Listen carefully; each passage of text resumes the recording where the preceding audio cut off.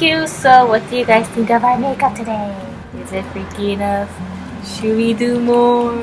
Finally, it's that month of the year where you can be as freaky as you want, paint whatever you want on your face, spread blood all over your clothing, and it was quite therapeutic, by the way. So as you can see, our costumes are inspired by the Grady twins from the movie called The Shining, and this tutorial is gonna be divided into two portions. The first one is the makeup, and the second portion is the DIY of the clothing. But if you guys want to skip the beauty part, then you're free to do that, but please don't. So before we jump into the tutorial, we quickly want to introduce this AnyCushion cream filter that we received from Etude House. And the one that we use in this tutorial is this Petal color, but there's also option of vanilla and beige. So actually there's a total of 5 colors, but we received only these 3 products, and we decided to use the Petal colors because it seems to be more suitable to our skin tone. We also received this cushion brush, and it's really soft, and thanks to this trapezoid shape, it really helps to create a better coverage. And also because this cushion's consistency is very liquidy and creamy, it's really easy to blend it with the brush. So this 2 pair are a perfect combination. So yesterday we found about this cool feature in YouTube where we can hold a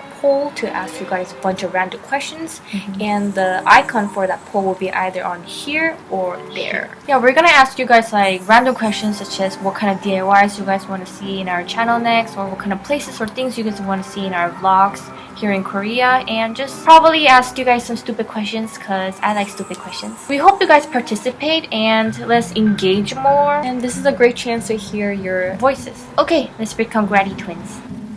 Come play with us.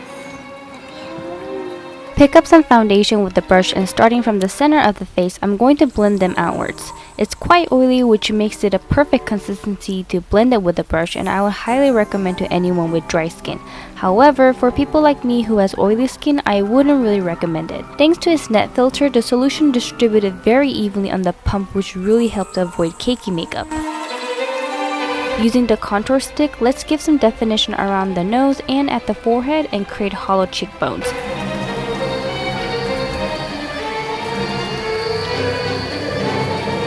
I prefer using my fingers to blend rather than using sponges. Now let's set the contour with the contour powder. I don't usually do my contour this dramatically, but in this case, the deeper the contour, the better it is.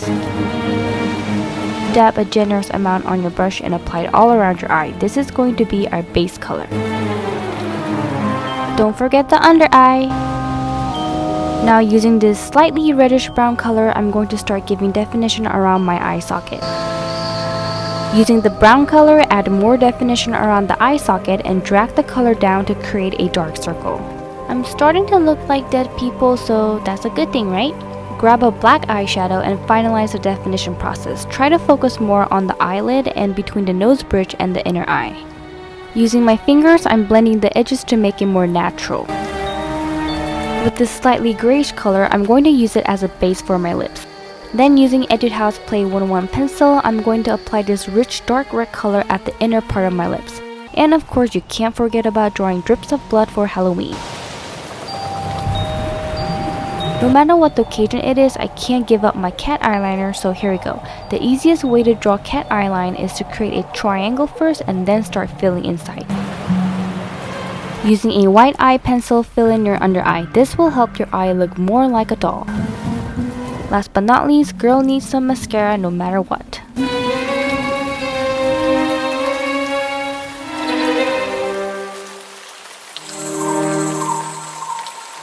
First, trace the center, front, back, neckline, shoulder, side seams, and the waist of your favorite top. Then retrace the front and back body separately and give half-inch seam allowance for every seam except a 1/4 inch for the neckline. To create a collar, keep an eye at the circle point where the neckline and the shoulder meets, and the star point where the shoulder and the armhole meets. We're going to match the circle point together and secure it down so that it does not shift around. Then move the star point sideways so they overlap 1 inch. Now secure it down with the tape and draw a collar shape of your choice, and in this case I'm heading for a Peter Pan collar. Once you're done, retrace the collar on a separate piece of paper and add 1/4 inch seam allowance at the style line and trim off 1/4 inch seam allowance at the center back and cut 4.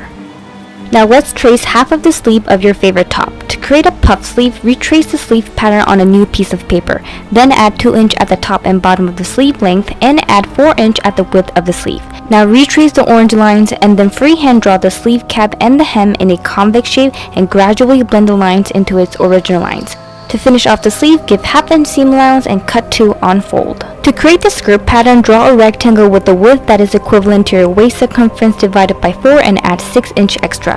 The length will be your choice. Then draw 3 equivalent lines and cut it from the hem to the top motion and make sure the tip at the top is still attached like so. Spread the pattern as much as you want and tape it on a piece of paper and freehand draw the hemline. Then give half-inch seam allowance all around except for the center front and cut one unfold. To create the back skirt pattern, retrace the front skirt pattern and add half-inch seam allowance at the center back, then cut 2. First, place the front and back bodies right sides together and sew the shoulders and side seams together in half an inch. Then for the sleeves, fold it in half and sew the underarms together in half an inch. For the skirt, place the front and back facing right sides together and sew the side seams in half an inch. Jumping back to the sleeves, fold the hem in half an inch and sew it in place. Once you're done, prepare a lace, and it does not have to be elastic like what I have as long as it is a lace. Next, prepare an elastic band with a length that is comfortable around your bicep and secure it evenly throughout the width of the sleeve that lies 1 inch above the hem.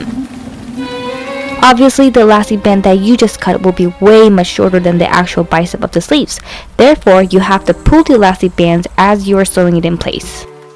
Now let's jump into the collar. With the upper and under collar facing right sides together, sew the style lines and the center backs together in 1/4 inch. Turn the right side out and you should end up with something that looks like this. Once you're finished, prepare an elaborate lace and secure it around the collar style line with a pin and sew it in place. To create a gather around the sleeve cap, base stitch all around the sleeve cap. In other words, create a long loose stitch without back stitching at the beginning and at the end of the stitch. Grab one thread and start pulling it to create a gather.